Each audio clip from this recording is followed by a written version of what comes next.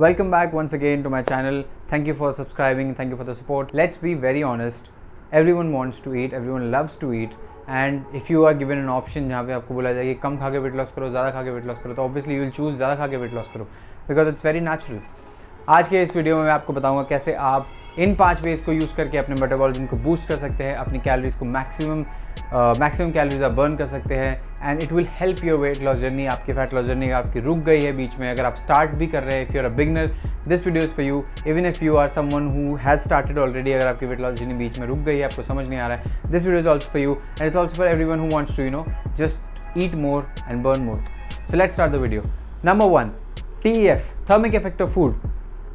Thermic effect of food या फिर diet induce thermogenesis. अब ये बहुत हैवी वर्ड लग रहे हैं सुनने में, बट एक्चुअली ये बहुत सिंपल है।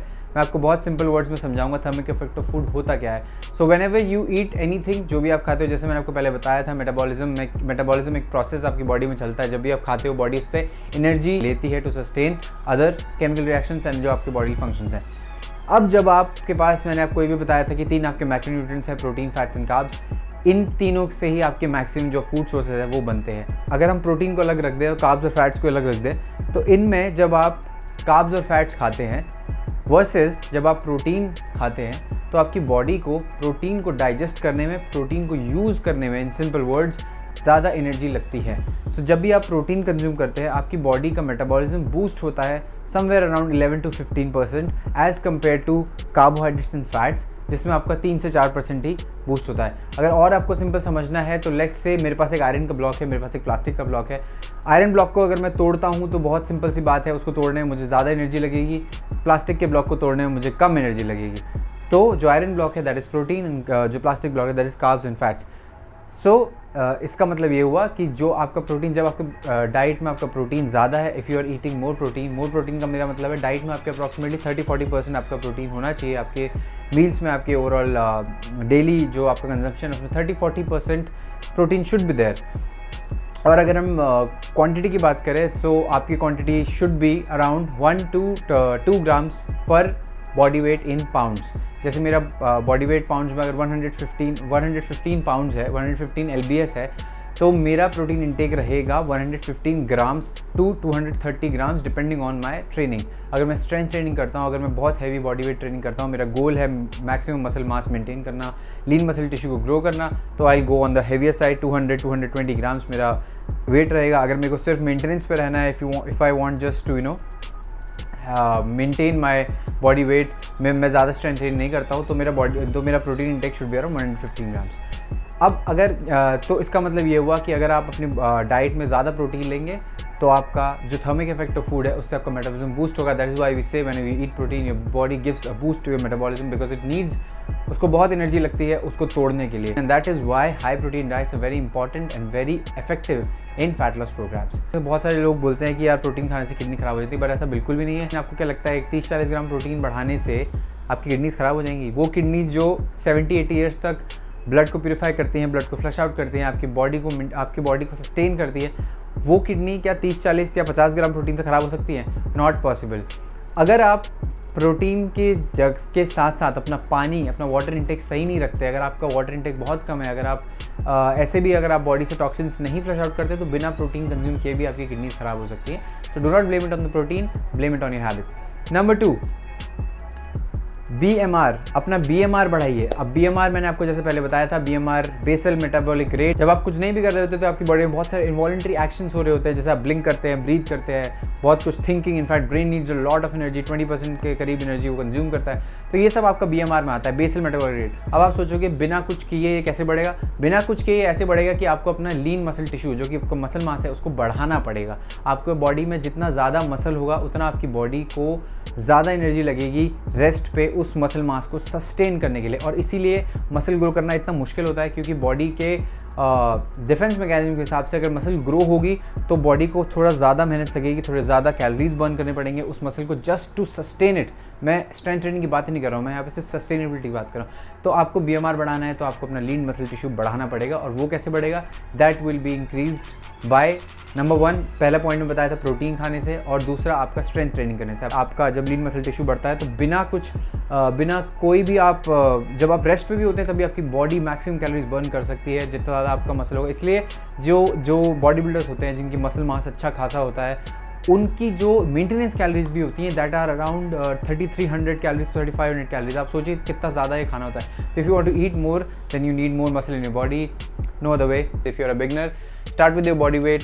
इफ़ यू आर अगर आपको थोड़ा सा और वेरिएशन चाहिए तो ऐड सम नॉर्मल जनरली जो हाउस होल्ड में आपके वेट्स हैं वो ऐड कर लीजिए, रेजिस्टेंस बैंड ऐड कर लीजिए, और if you can obviously go to the gym, और if you can have weights at your home, nothing like it. Third point we have is NEAT. This is not NEAT, but NEAT means non-exercise activity thermogenesis. अब thermogenesis का मतलब मैं पहले ही समझा देता हूँ। Thermogenesis मतलब जैसे मैंने TEF में भी यूज़ किया था। Thermogenesis is basically, thermo means heat and genesis मतलब जनरेशन। हीट जनरेशन बेसिकली आपकी बॉडी में जो एनर्जी यूज़ हो रही है इसको बोलते हैं थर्मोजेनेसिस। सिंपल वर्ड्स में समझाऊंगा, नो साइंटिफिक टर्म्स, कोई भी ऐसी चीज़ जो आपके ऊपर से जाएगी वो बिल्कुल नहीं। So non exercise activity thermogenesis मतलब सिंपल वर्ड्स में आप जो भी एक्सरसाइज के अलावा, वर्कआउट्स के अलावा जो आपका डेली मूवमेंट है, जो आपकी डेली लाइफस्टाइल है, उसके अराउंड जितनी भी मूवमेंट होती है, उसके अराउंड जितना भी एक्स्ट्रा वर्क आप करते हैं, दैट कम्स अंडर नीट। सो उससे क्या होता है, उससे आपका कंटिन्यूसली आपकी बॉडी एक मूविंग स्टेट में रहती है और आप बहुत ज़्यादा कैलोरीज बर्न कर सकते हो। So to induce NEAT in your body, अगर आपकी सेडेंटरी लाइफस्टाइल भी है, अगर आप एक डेस्क जॉब भी करते हैं, अगर आप एक वर्क फ्रॉम होम जैसे आजकल बहुत लोग करें, वर्क फ्रॉम होम के टाइम पे भी, और वर्क फ्रॉम होम पे एक्चुअली बहुत कन्वीनियंट है नीट को बढ़ाना, बिकॉज उसमें आपको you don't have to be very formal at all the times. So whenever you're standing, जब भी आप सिटिंग की जगह आप स्टैंडिंग प्रेफर करिए। स्टैंडिंग में आपकी एनर्जी ज़्यादा बर्न होती है, आपके लेग्स यूज़ होते हैं तो आपकी बॉडी ज़्यादा कैलोरीज बर्न करती है। देन अगेन जब भी आपके पास लिफ्ट का ऑप्शन है, if you can take the stairs then nothing like it. जब भी अगर आप खड़े हैं, you are on a call and you are not on video call, you are on a call, तो आप खड़े हैं तो you can do simply calf raises.